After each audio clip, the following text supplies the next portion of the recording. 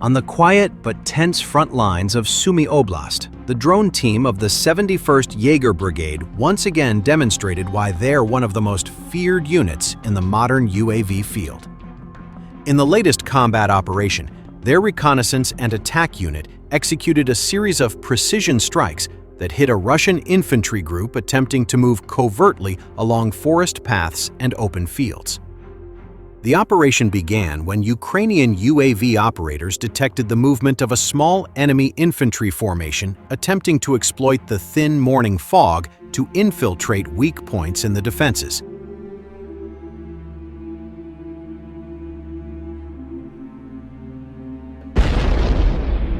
Footage from thermal and optical cameras on Jaeger tactical drones captured Russian infantry moving rapidly across the disputed area.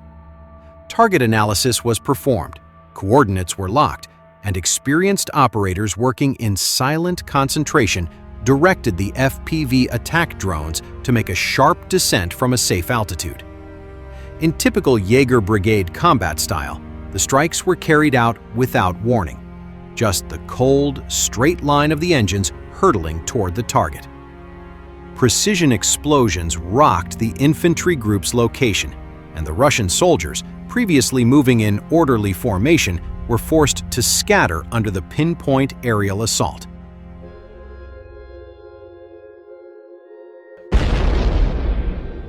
In this operation, the enemy troops' attempts to seek cover behind trees and in the ground were ineffective against the real-time surveillance systems of Ukrainian operators, who immediately launched additional drones to sweep the area and prevent the entire group from advancing. The next few minutes were a demonstration of the superiority of Ukrainian UAVs. The drones pursued remaining targets, cutting off escape routes and thwarting any attempts by Russian troops to regroup in the hollows. Aerial footage shows how the entire operation unfolded with near-perfect military rhythm, swift, calm, and coordinated.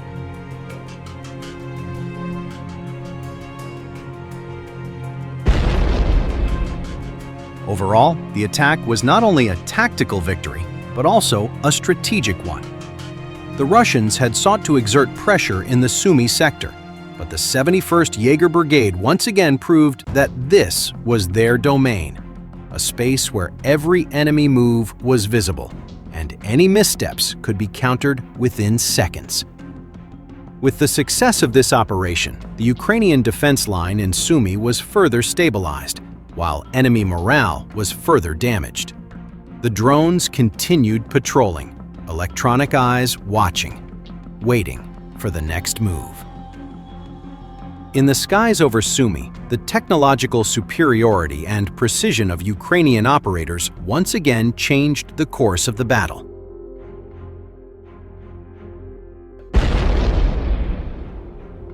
Now, under relentless bombardment, Russian forces launched a high-risk assault aimed at slicing through Mirnograd to trap Ukrainian defenders in the southern sector.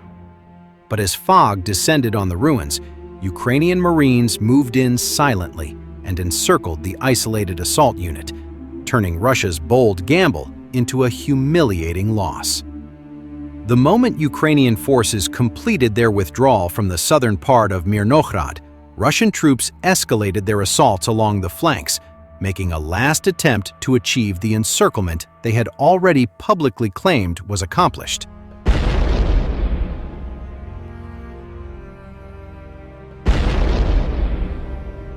The tactical objective of Russian forces was to push into northern Mirnograd and cut off the Ukrainian units positioned in the high-rises, as doing so would let them bypass the most dangerous district and isolate the Ukrainian defenders to a tightly restricted area. This would leave the Ukrainians inside without a ground line of communication, meaning only drones would be able to supply them. If the Russian forces cannot encircle the high-rise buildings, they will need to attack them directly, which will lead to heavy casualties.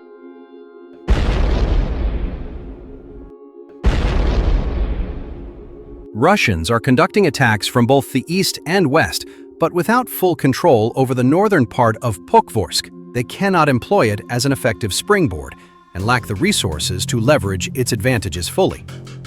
Bad weather conditions, such as fog, continue to help the attackers to conceal their movement and advance undetected because of the low visibility. But it also helps the Ukrainians to organize ambushes. The level of successful Ukrainian countermeasures shows that the Russian drones are affected as well, with enemy operators not able to provide sufficient drone surveillance.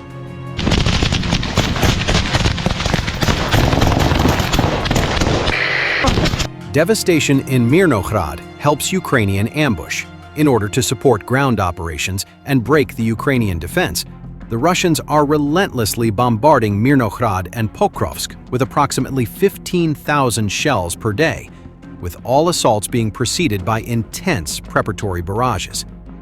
Russians are also dropping, on average, 150 glide bombs per day, and as you can remember from a previous report, they are even using 3-ton Fab 3000 bombs to completely level every structure.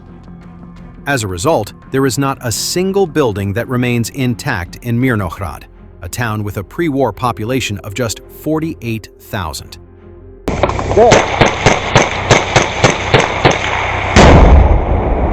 At the same time, high-rise buildings are still standing, despite the continuous strikes, but all have already suffered damage, which compromises their ability to be used effectively as defense strongholds. Fog and destruction help Ukraine ambush Russian troops in central Mirnograd. This level of the devastation has opened gaps in the Ukrainian defensive lines, which Russian units quickly exploited in their newest push to penetrate further into the heart of the town.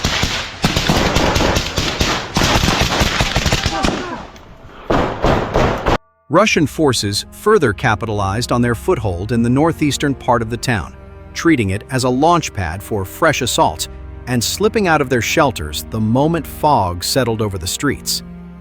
80% of these infiltrators are typically detected on the outskirts due to the heavy presence of Ukrainian drones overhead. But amid the relentless tempo of assaults, one Russian unit managed to slip past unnoticed. Geolocated footage reveals 4 Russian soldiers attempting to set up a position inside a roofless, shattered building located in central Mirnograd.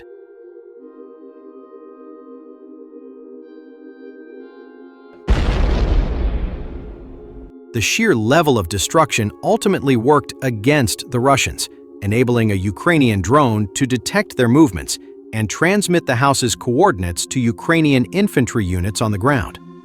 Ukrainian Marines also took advantage of the fog, moving to encircle the unsuspecting Russian team, which was clearly operating blind without any aerial drone support. The entire Russian unit was ambushed and compelled to surrender on the spot, offering no resistance when confronted with an overwhelming disadvantage that would have otherwise meant certain death.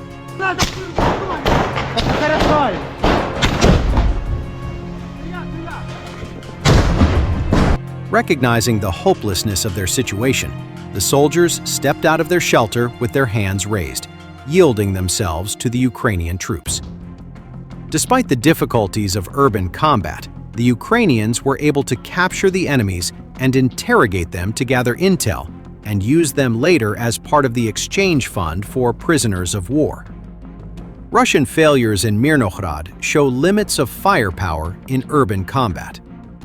Overall, the collapse of Russia's latest assault on northern Mirnograd highlights the limits of its offensive strategy, even when backed by